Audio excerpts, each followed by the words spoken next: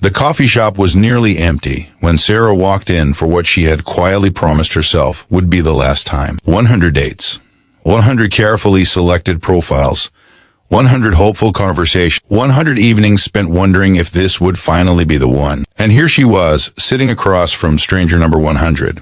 A man named Daniel, who looked just as tired as she felt, his eyes carrying the same weight of disappointment that she had been dragging around for the past year and a half. She had started this journey with so much hope. After her engagement fell apart 3 years ago, Sarah had spent months healing, rebuilding herself piece by piece, until she felt ready to try again. Her friends had encouraged her to get back out there to swipe and match and meet people, so she did. She went on coffee dates and dinner dates, museum walks and movie nights. She met lawyers and artists, teachers and entrepreneurs. Some were kind but boring.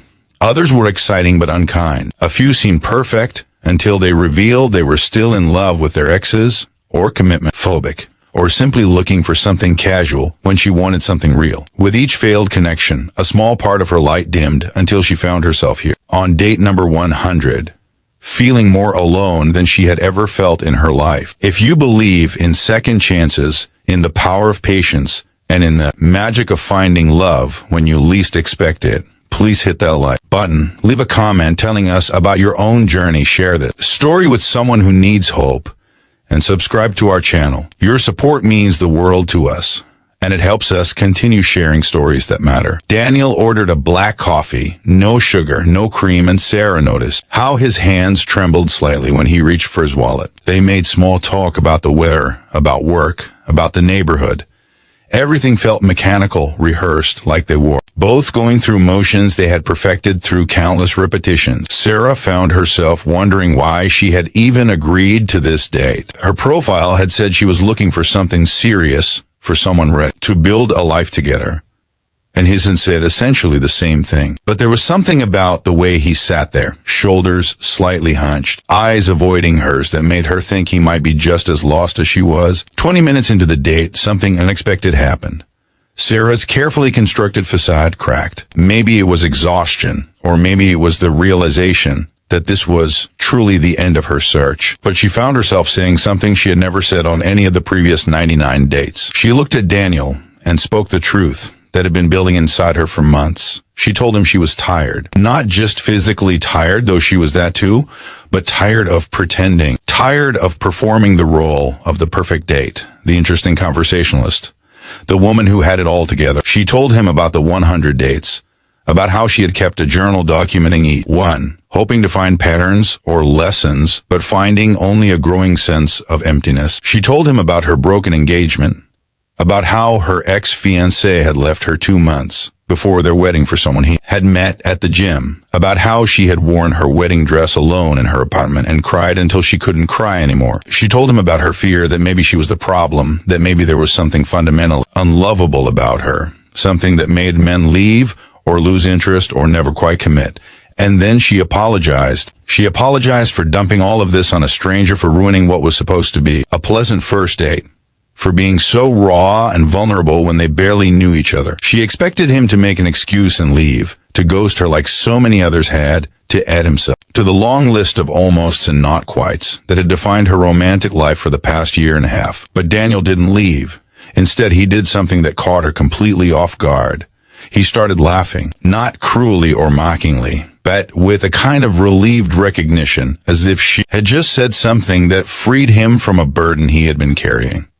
Then he told her his own truth. Daniel had been on 87 dates in the past 2 years. He pulled out his phone and showed her a spreadsheet he had been keeping, meticulously documenting every woman he had met, every conversation they had shared, every reason things hadn't worked out. He told her about his divorce, about how his wife had left him for his best friend, about how he had discovered them together in his own home and felt his entire world collapse in an instant. He told her about the therapy, the self-help books, the well-meaning advice from friends and family telling him to get back out there, to not give up on love. He told her about the women who seemed interested until they learned about his baggage, about the ones who wanted to fix him or save him or use him as a rebound. He told her about his growing cynicism, about how he had started viewing dating as a numbers game, thinking that if he just met enough people, Eventually, probability would work in his favor. And then he told her why he had agreed to meet her.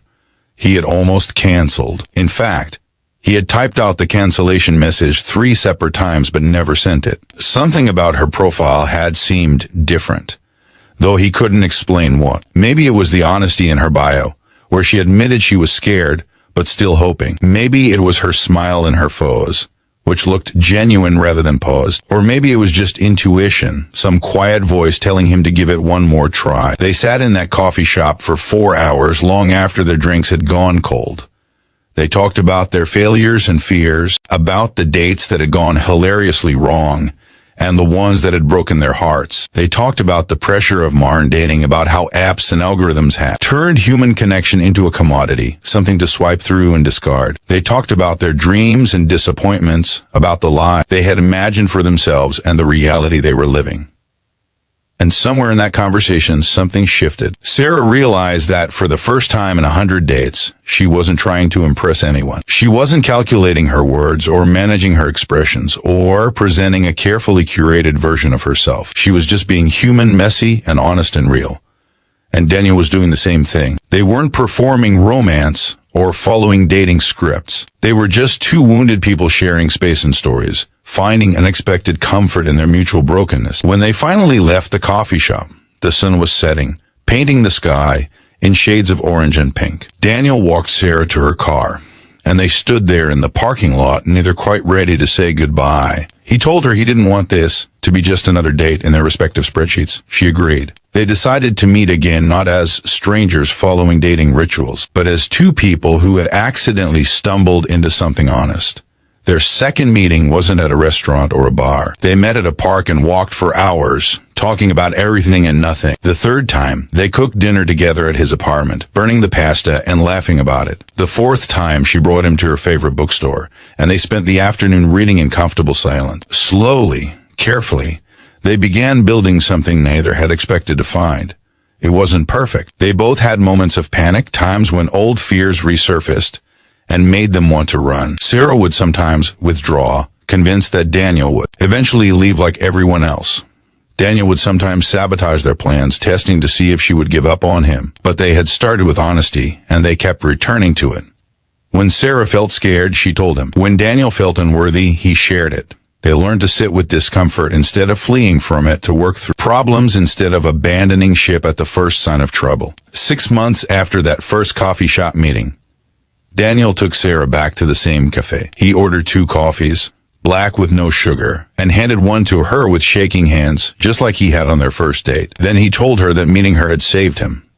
Not in a dramatic Hollywood way, but in a quiet, profound sense. She had reminded him that vulnerability wasn't weakness, that being broken didn't make him unlovable, that real connection required radical honesty. He told her he loved her not despite her scars, but because of everything she was, everything she had survived, everything she had chosen to share with him. Sarah cried. And this time they weren't tears of loneliness or disappointment. They were tears of relief, of gratitude, of unexpected joy. She told him she loved him too, that he had been worth waiting for, that all. Those 99 failed dates had been necessary to bring her to him. She told him she was grateful she hadn't given up, that she had chosen to show up one more time even when she felt hopeless. If this story touched your heart, if it reminded you that sometimes the best things come when we're ready to give up, if it made you believe in the power of authentic connection, please show your support by hitting that like button. Drop a comment below telling us about a time you found something beautiful when you least expected it.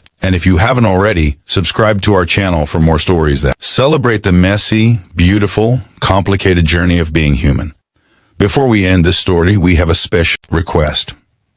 If you believe that Sarah and Daniel's story proves that true love is worth waiting for, type "worth the wait" in the comments below.